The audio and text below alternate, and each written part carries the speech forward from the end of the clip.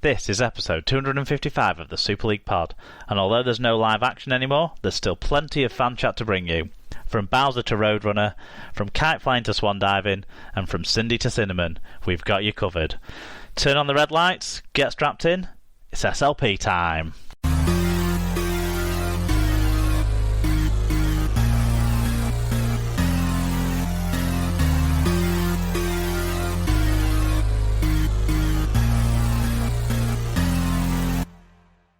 Hello listeners, this is episode 255 of the Super League pod. We may all be in lockdown, but at least we can keep this going over our trusty Skype connection. So you've got myself, Mark, we have Sarah joining us, and Tim as well, back for more. Tim, you're going to be quicker on the quiz this week, yeah?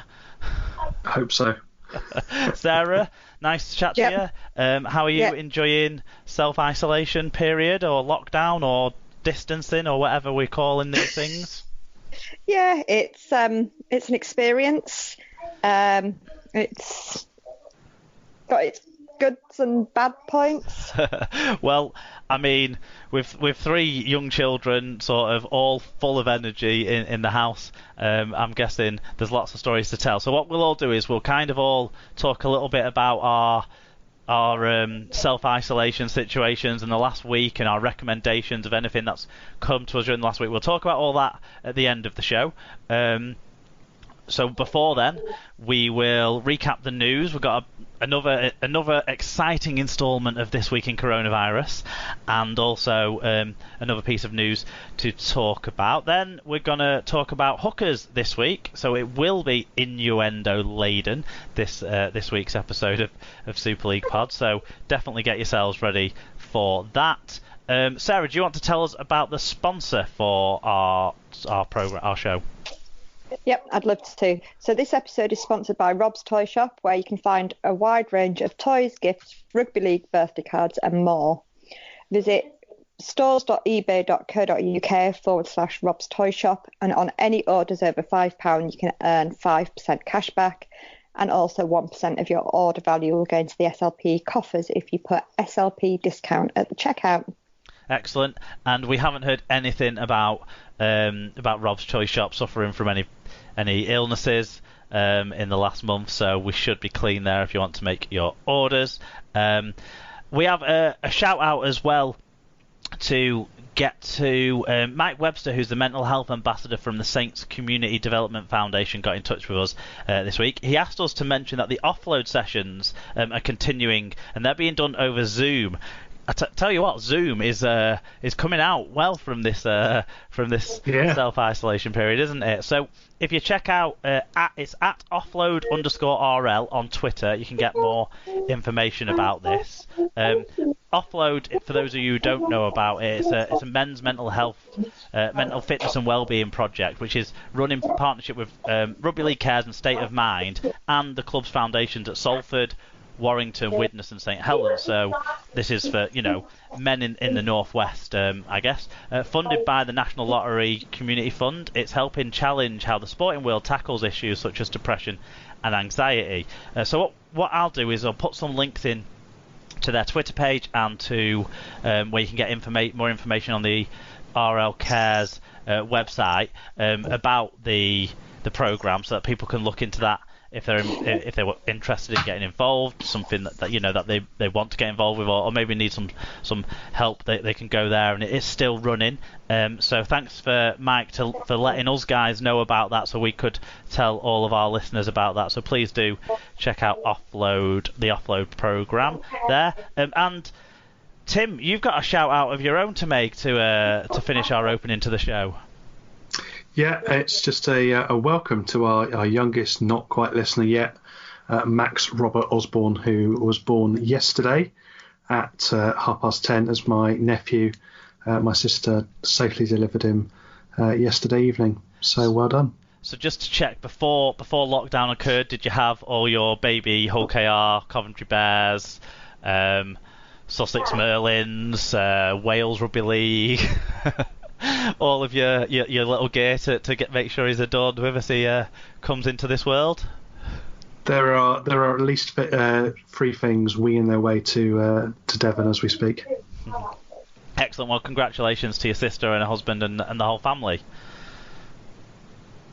Yeah, so it's just strange that we can't go and see him, which was the original plan. So hoping that at some point soon we'll get to go and give him his first small miniature rugby ball. Well, I'm sure, I don't know personally because I've never had one, but the birth of a child is something that's always well remembered in a family, I'm sure, and Sarah can definitely tell us all about that. But I imagine being born under these circumstances is kind of something that no one's ever going to forget. No. Yeah. Okay, and talking about these circumstances, let's move on to news.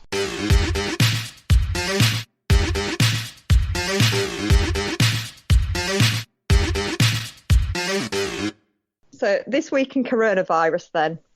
24th of March, the sport was suspended indefinitely, leaving clubs without essential funds from matchday revenue.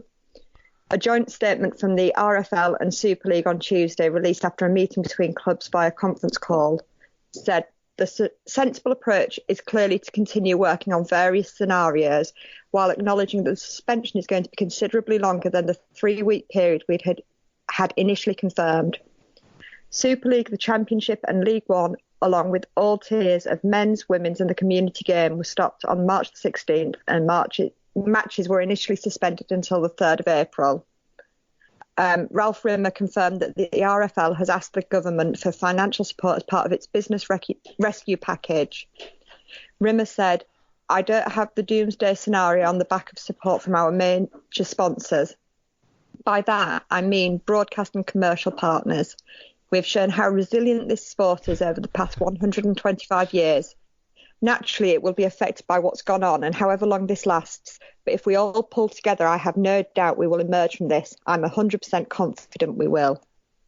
I think in a move to help shore up his place as the CEO of a crumbling organisation, Ralph Rimmer is going to trademark the statement. We have shown how resilient this sport is over the past 125 years, because it has to be included in every press conference it gives.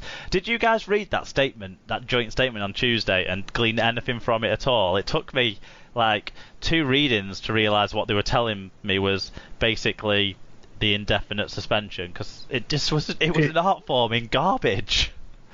It was quite something in avoiding the pot. It was just, I basically found the Partridge Shrug gif, and that's pretty much where I ended up, because it was like, well, you've not really told me anything in those sort of 250 to 500 words, and really, yeah, it's nothing we didn't know. It was a bit of a, if anyone really believed that we'd be playing again by this weekend, I'd think it was quite amusing. Yeah, it wasn't terribly clear, was it? No, not at all. But it didn't stop them talking. Tim, Robert Elston was out on the 25th. Yes, Robert Elston's reappeared. And Robert Elston talked about the Magic Weekend likely being the first major event that will be rescheduled or cancelled. And he said that you might look at the probability of it happening as diminishing all the time. Magic hasn't been totally ruled out to date. We have a daily conference call among Super League executives, and we spoke about it on Wednesday morning.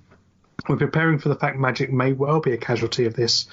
The big quandary is how long this is going to last, and it will be unwise not to think about Magic at a later date in Newcastle or in a different format.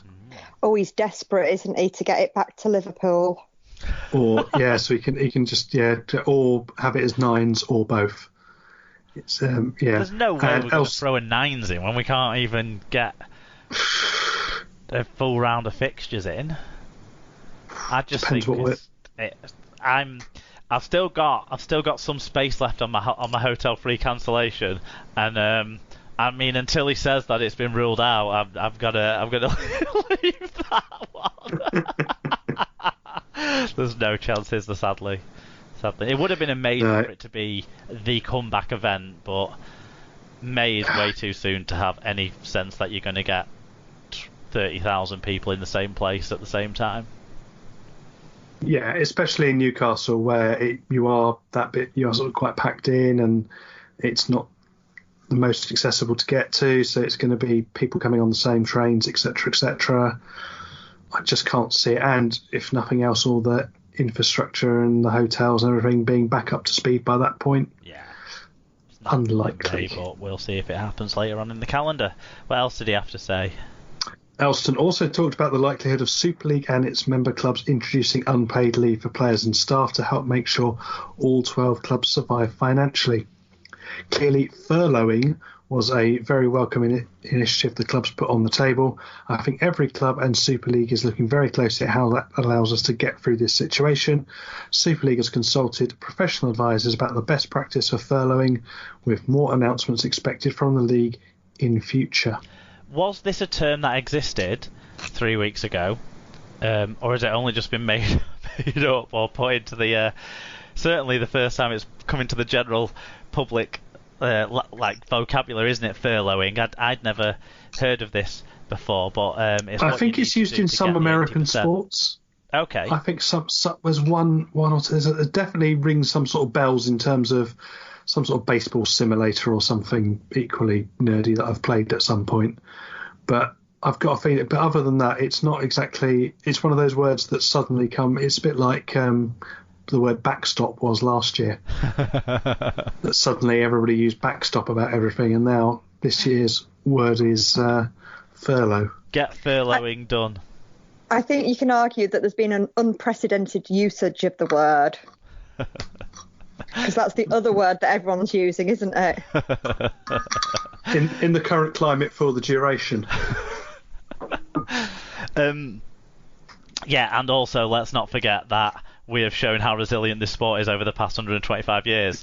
But we don't know for sure, but we're led to sort of believe on the grapevine that maybe half the clubs in Super League have now entered into this furloughing process. And certainly if you listen to the BBC Rugby League podcast, it sounds like Salford are one of them, and we've seen articles start to appear that Wakefield are certainly another one, but we haven't had proper press releases, I don't think, that have confirmed those things, but it seems like the Super League clubs are taking advantage. We'll get to some League One and Championship clubs who have definitely confirmed they are furloughing.